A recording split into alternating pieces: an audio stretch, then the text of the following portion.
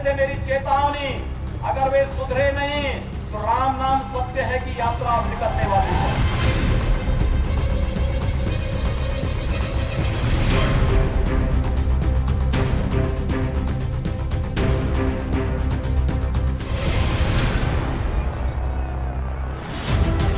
प्यार से बैर नहीं, लेकिन लव जिहाद पर खैर नहीं। कुछ इस अंदाज में बिना नाम लिए लव जिहाद के खिलाफ अध्यादेश लेकर आई है योगी सरकार। जो कहा वो कर दिया योगी आदित्यनाथ ने। अब उत्तर प्रदेश में लव जिहाद पर फसाद नहीं, कानूनी कार्रवाई और गुनहगारों को सजा मिलेगी। धर्म बदलकर किसी लड़की को झांसे में डालकर उससे शादी करने को गंभीर अपराध की श्रेणी में रखा गया है। बहनों को, बेटियों को बहला फुसला करके धर्म परिवर्तन करा के शादी कर ली जाती थी और उनको कुछ माह के बाद, कुछ वर्ष के बाद असुरक्षित माहौल में डाइवोर्स देकर खुलेआम छोड़ दिया जाता था। एक तो उनका जीवन बर्बाद होता था और दूसरी बात समाज में वैमनस्यता फैलती थी। कभी कभी लड़ाई झगड़े की नौबत आती थी, कभी कभी दंगा फसाद तक की नौबत आती थी। आए दिन लॉ एंड ऑर्डर के लिए समस्या खड़ी हो रही थी। हमारी सरकार ने निर्णय लिया है कि जबरन धर्म परिवर्तन केवल शादी के लिए अब संभव नहीं होगा। यदि कोई कानून तोड़ेगा उसके खिलाफ हम कड़ी कार्रवाई करेंगे। उत्तर प्रदेश विधि विरुद्ध धर्म सम परिवर्तन प्रतिषेध अध्यादेश 2020 के मुताबिक प्यार को धर्मांतरण के लिए इस्तेमाल करना दंडनीय अपराध होगा। इसमें झूठ बोलकर बलपूर्वक और कपटपूर्ण तरीके से किया या कराया गया धर्म परिवर्तन अपराध की श्रेणी में आएगा।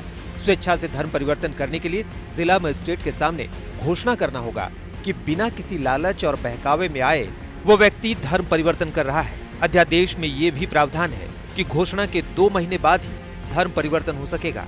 इसका उल्लंघन हुआ तो 6 महीने से लेकर 3 साल तक की सजा और 10,000 रुपए का जुर्माना हो सकता है। सिर्फ शादी के लिए अगर धर्म परिवर्तन किया गया तो ये मान्य नहीं होगा।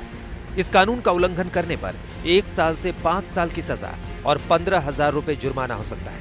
अगर किसी नाबालिग या दलित या आदिवासी महिला का जबरन धर्मांतरण की कोशिश की तो ये सजा 3 साल से 10 साल और 25,000 रुपए तक जुर्माना हो सकता है।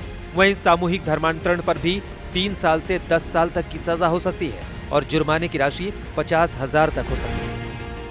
10 वर्ष की सजा का प्रावधान किया गया है। यदि आपको धर्म परिवर्तन करना है, शादी करनी है, तो इसके लिए आपको 2 महीना पहले जिलाधिकारी को सूचना देनी होगी और जिलाधिकारी सार्वजनिक सूचना डिस्प्ले बोर्ड पर कराएगा। अगर कोई आपत्ति आती है तो शादी संभव नहीं होगी और इसके साथ ही साथ जुर्माने का भी प्रावधान किया है। योगी ने वादा किया था बिहार में और एक तीर से 2 निशाना करने वाला कानून बाकी राज्यों से पहले ले आए यूपी में। योगी सरकार के अध्यादेश में कहीं लव जिहाद का नाम नहीं है, लेकिन प्यार और शादी के नाम पर झांसा देकर धर्मांतरण पर कड़ी कार्रवाई उसी ओर इशारा करती है। दूसरा ये कि मिशनरियों के सामूहिक धर्मांतरण पर भी नकेल कस सकती है, क्योंकि इसमें संस्थाओं को भी सजा देने का प्रावधान किया गया है। विपक्ष भी कह रहा है कि झांसे से धर्म बदलना अपराध है, लेकिन साथ ही सरकार पर आरोप लगा रहा है कि इस अध्यादेश में राजनीति है। AIMIM ने पहले ही इस कानून के खिलाफ तलवारें तान ली है। ये कॉन्स्टिट्यूशन में आर्टिकल 14 और 21 का ग्रॉस वायलेशन होगा। इनको संविधान पढ़ना चाहिए। आप इतना ज्यादा हेट्रेड में आगे बढ़ जाते हैं, जरा संविधान पढ़ लीजिए। उसे कानूनन कड़ी से कड़ी सजा मिलनी चाहिए। लेकिन भारतीय जनता पार्टी, कमाल की बात, उस लड़की को न्याय दिलाने में तो कम दिलचस्पी है, लेकिन उसका राजनीतिकरण ज्यादा करना चाहती है, राजनीतिक माहौल ज्यादा बनाना चाहती है, समाज के अंदर उसका राजनीतिक रूप रंग देना चाहती है। ये हमारे समाज के लिए चिंता का विषय है। इधर MP सरकार इससे भी ज्यादा सख्त कानून लाने की तैयारी में है, जिसमें ऐसी शादी कराने वाले काजी के खिलाफ भी सजा का प्रावधान है। कुरीति है। अगर कोई नाम बदलकर, भेष बदलकर, जाति बदलकर, लालच देकर, प्रलोभन देकर, डरा कर, धमका कर शादी करता है तो वो नल एंड वाइड मानी जाएगी। अगर वो इस तरह का करता है तो सजा का हकदार है। अब कैबिनेट होने जा रही है, क्या इस कैबिनेट में भी आप लेकर आ रहे हैं? कल की कैबिनेट में नहीं आएगा, इसके बाद जो होगी उसमें हम लाने की कोशिश करेंगे। यूपी MP के साथ साथ लव जिहाद के खिलाफ कानून की तैयारी हरियाणा सरकार की भी है।